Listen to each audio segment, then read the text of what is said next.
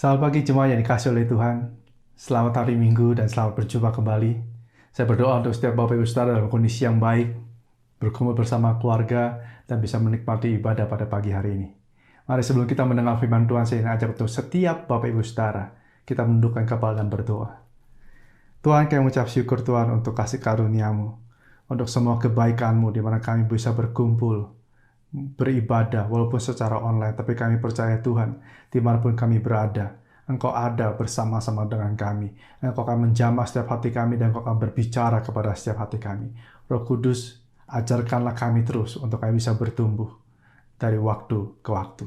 Terima kasih Bapa. Mari Bapak Ibu Saudara, kita yang siap dengan firman Allah, sama-sama katakan amin.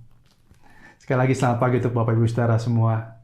Sekali lagi saya berharap Bapak Ibu Saudara dalam kondisi yang baik. Pada pagi hari ini saya membagikan mengenai tema kita juga pada tahun ini, yaitu rebuild, di mana kita akan membangun kembali.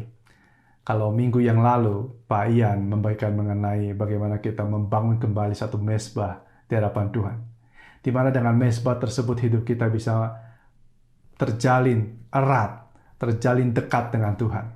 Melalui mezbah tersebut ketika kita sujud menyembah mengangkat tangan kepada Tuhan, kita memiliki satu hubungan dengan Allah.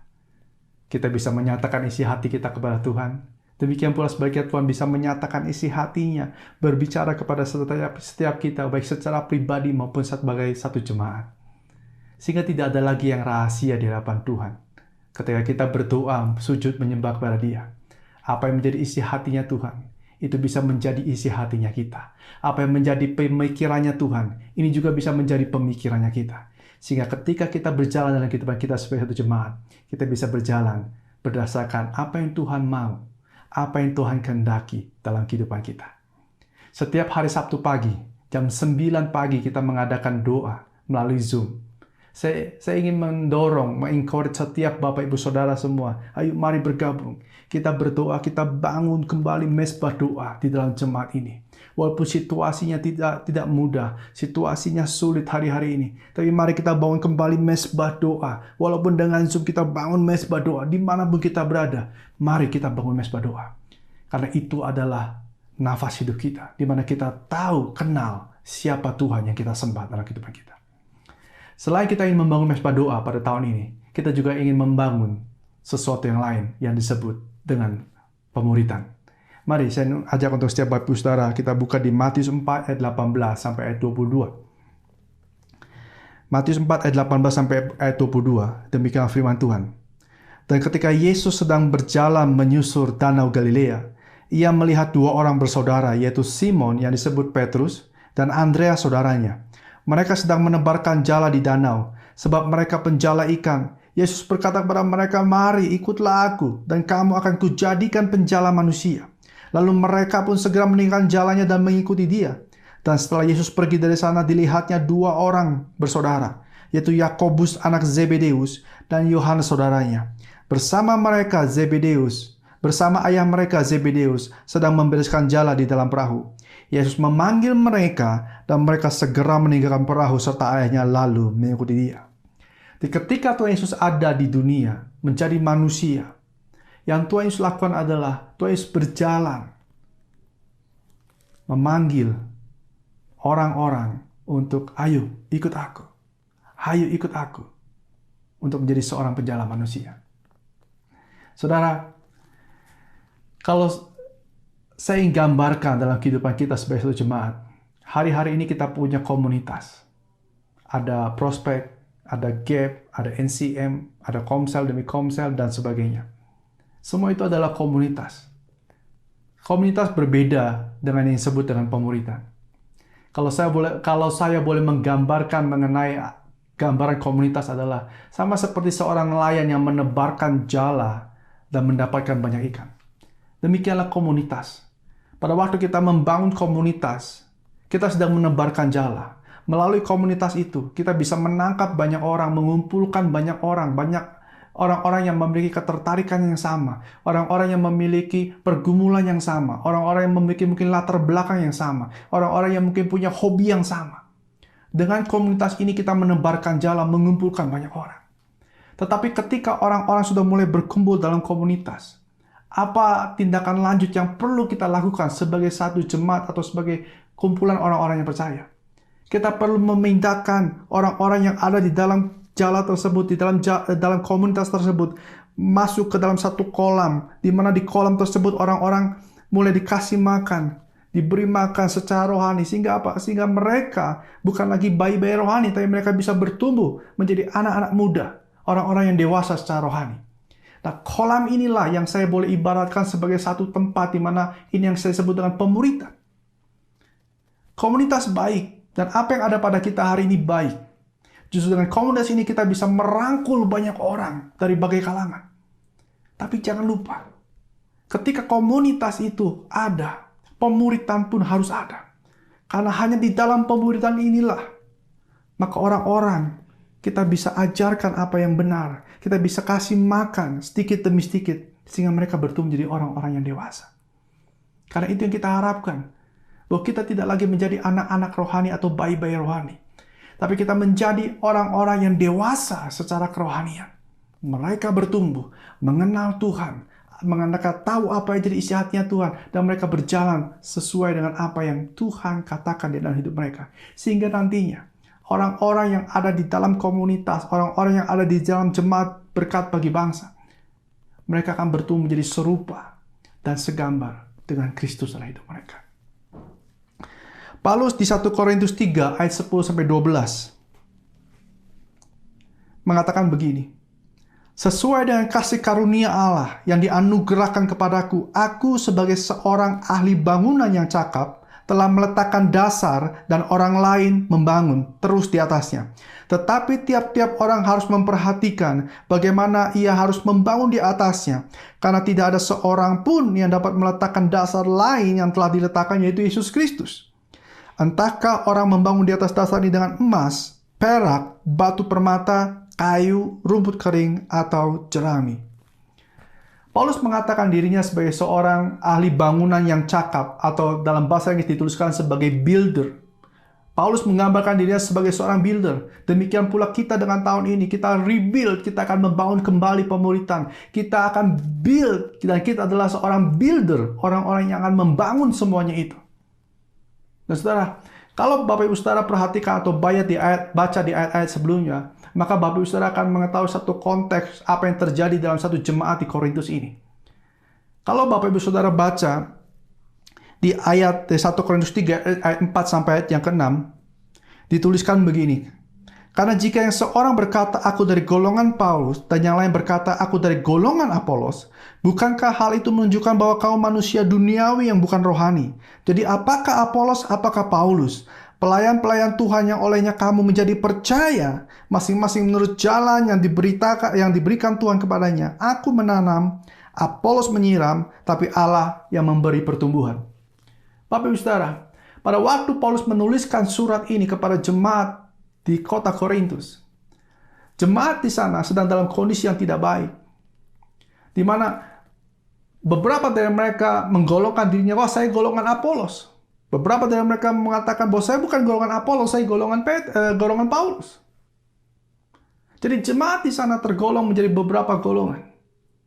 Dan dalam pandangan mereka mungkin bisa berkata bahwa apa yang saya punya lebih baik dan lebih berharga daripada yang kau punya. Demikian pula golongan sebaliknya berkata, golongan saya, apa yang saya punya, ini jauh lebih baik. Yang kamu punya, kamu tidak berharga. Itulah sebabnya Paulus mengatakan, entahkah kau membangunnya di atas dasar ini dengan emas, perak, batu permata, kayu, rumput kering, atau jerami. Paulus menggambarkan semuanya itu dengan perumpamaan ini. Kalau kau menganggap ada golongan yang mengaku dirinya bahwa saya sudah membangun di atas dasar ini dengan bangunan yang terbuat dari emas dan perak, kamu tidak berharga. Kamu membangun semua itu dengan apa? Dengan jerami, dengan kayu yang mudah terbakar dan tidak tahan uji. Tapi Paulus berkata, dasarnya adalah Yesus Kristus. Tapi bagaimana engkau membangunnya?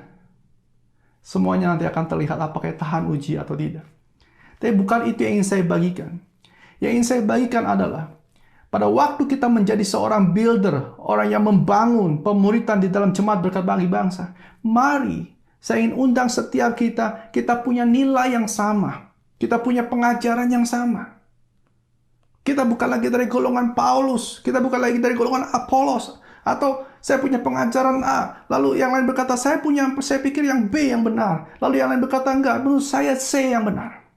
Saudara, kalau itu yang terjadi di tengah-tengah kita, maka akan sulit untuk kita untuk mulai membangun. Tapi kita akan mulai membangun dengan dasar yang sudah diletakkan, yaitu Yesus Kristus. Kita akan membangunnya kembali di atas dasar itu, dengan satu nilai, dengan satu pengajaran yang sama. Inilah yang akan kami lakukan. Bahwa setiap bulannya nanti ke depan, kita akan membuat satu kelas, root class atau kelas berakar. Bisa 1 bulan sekali, bisa 1 bulan 2 kali. Di situ kita akan menyatukan persepsi kita. Bagaimana kita mengenal Tuhan. Bagaimana kita memandang Tuhan. Bagaimana kita memandang sesama kita. Di situ kita akan sama-sama belajar bagaimana kita bertumbuh. Sehingga nanti ketika Bapak Ibu Saudara mengikuti kelas demi kelas yang akan kita buat ke depannya, kita punya nilai yang sama. Sehingga kita adalah menjadi satu bangunan yang utuh. Kita punya cara pandang yang sama. Kita menjadi builder. Orang-orang yang membangun yang punya nilai yang sama. Saudara, 1 Korintus 3 ayat 16-17 ini kata Paulus juga. Tidak tahukah kamu bahwa kamu adalah bait Allah dan bahwa roh Allah diam di dalam kamu? Pada waktu Paulus mengatakan ini, Paulus bukan mengatakan kepada satu individu. Tapi Paulus mengatakan ini kepada satu jemaat. Tidak tahukah kamu bahwa kamu ini adalah bait Allah dan roh Allah tinggal di dalam kamu? Yang ingin kami lakukan adalah kami ingin memperlengkapi semua orang-orang yang memuridkan ke depannya. Sehingga nanti ketika setiap Bapak Ibu Saudara mulai memuridkan, maka Bapak Ibu Saudara punya bekal apa yang ingin saya apa yang ingin saya bagikan kepada murid saya. Apa yang ingin saya transfer kepada murid-murid saya. Saya ingin memberikan hidup saya. Saya ingin memberikan pengalaman apa yang saya punya. Kesaksian yang saya punya. Dan juga pengenalan akan Tuhan yang saya punya. Tuhan berkata kepada murid-muridnya dan juga kepada setiap kita. Pergi. Jadikanlah semua bangsa muridku, kata Tuhan. Dan baptislah mereka. Jadikanlah semua bangsa muridku, kata Tuhan. Segala sesuatu yang kuperintahkan kepadamu, ajarkanlah. Artinya apa? Di dalam kita memuridkan, saudara, bukan satu hal yang sulit dalam memuridkan. Nanti kalau Bapak Ibu Saudara sempat, mungkin di layar ini akan ditunjukkan barcode atau link, di mana di situ akan tertuju kepada video Zoom meeting tentang bagaimana memuridkan yang direkod pada tanggal 1 Februari jam 7:30 malam. Di situ akan dijelaskan mengenai bagaimana cara memuridkan. Apakah menjadi seorang pemurid itu sulit apa mudah? Hal-hal apa saja yang perlu dilakukan ketika kita memuridkan orang lain. Bapak Ibu Saudara bisa tonton videonya. Bapak Ibu Saudara bisa belajar. Sehingga apa? Sehingga kita nanti satu jemaat punya cara pemuridan yang sama nanti ke depannya. Termasuk nanti bahan-bahan pemuridannya. Kita punya cara pandang yang sama. Mari Bapak Ibu Saudara, kita puridkan. Karena memang inilah panggilan yang kita punya. Kami berharap dengan adanya root class atau kelas berakar ini, nanti setiap Bapak Ibu Saudara punya pengalaman akan Tuhan lebih dan lebih lagi. Tuhan tadi berkata, ajarkanlah segala sesuatu yang kuperintahkan kepadamu. Artinya, salah satu yang kita perlu mengerti pada waktu memuridkan adalah, ajarkanlah segala sesuatu yang Tuhan sudah ajarkan atau perintahkan dalam hidupmu.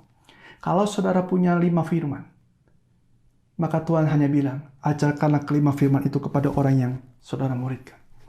Kalau saudara mengerti 10 atau 20 firman, maka yang Tuhan inginkan, yang Tuhan rindukan adalah, ajarkanlah 10 atau 20 firman itu kepada orang-orang yang Bapak Ibu Saudara muridkan. Namun kami berharap, Setiap kita bukan hanya punya 5, 10, atau 20 firman. Tidak hanya punya 5, 10, atau 20 kebijaksanaan. Tapi kita terus bertumbuh. Kita punya 30, 100, 200, 1000, dan bahkan lebih banyak lagi.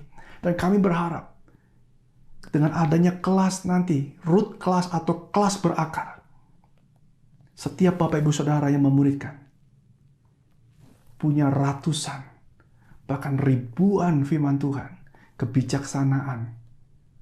Sehingga apa? Sehingga setiap kita bisa memuridkan, dan setiap orang yang dimuridkan bisa bertumbuh kepada karakter Kristus dalam kehidupan mereka. Sekali lagi Bapak Ibu Saudara semua, saya ingin mengundang setiap Bapak Ibu Saudara, mendorong, memberikan semangat. Ayo, mari kita lakukan apa yang menjadi keinginan hati Tuhan. Muridkanlah orang-orang. Karena dalam pemuridan inilah kita akan memiliki satu hubungan yang dekat dengan orang yang kita muridkan. Kita bisa membagikan apa yang Tuhan sudah katakan dalam kehidupan kita bagi orang lain. Disinilah kita bisa menjadi berkat bagi banyak bangsa, bagi banyak suku bangsa, bagi orang-orang yang ada di sekitar kita. Amin. Mari Bapak Ibu Saudara, kedepannya ketika ada root class atau kelas berakar ini, kami akan kirimkan linknya kepada Bapak Ibu Saudara melalui WhatsApp. Atau ketika Bapak Ibu Saudara ingin tahu dan belum mendapatkan pengumumannya, Bapak Ibu Saudara bisa menghubungi nomor sekretariat yang ada. Sehingga kita bisa memberikan informasi. Dan kita bisa berkumpul bersama sebagai satu jemaat. Dan kita bertumbuh menjadi orang-orang yang dewasa, yang juga mendewasakan orang-orang yang ada di sekitar kita. Amin. Mari kita berdoa. Tuhan, kami mengucap syukur Tuhan untuk pagi ini. Kami berdoa ke depannya Tuhan. Biarkanlah firman-Mu tinggal dalam setiap hati kami. Beri kami Tuhan keberanian. Kami mau melangkah Tuhan, membangun kembali. Kami ingin membangun Tuhan pemuridan yang ada di dalam jemaat berkat bagi bangsa. Kami berdoa setiap kami mau memuridkan, setiap kami punya kerinduan untuk memuridkan dan juga dimuridkan Tuhan. Terima kasih Bapa. Ini hidup kami memberikan diri kami Tuhan ke dalam tangan-Mu. Di dalam nama Tuhan Yesus kami berdoa dan kami ucap syukur. Amin. Selamat hari Minggu, selamat memuridkan, dan Tuhan memberkati Bapak Ibu Saudara.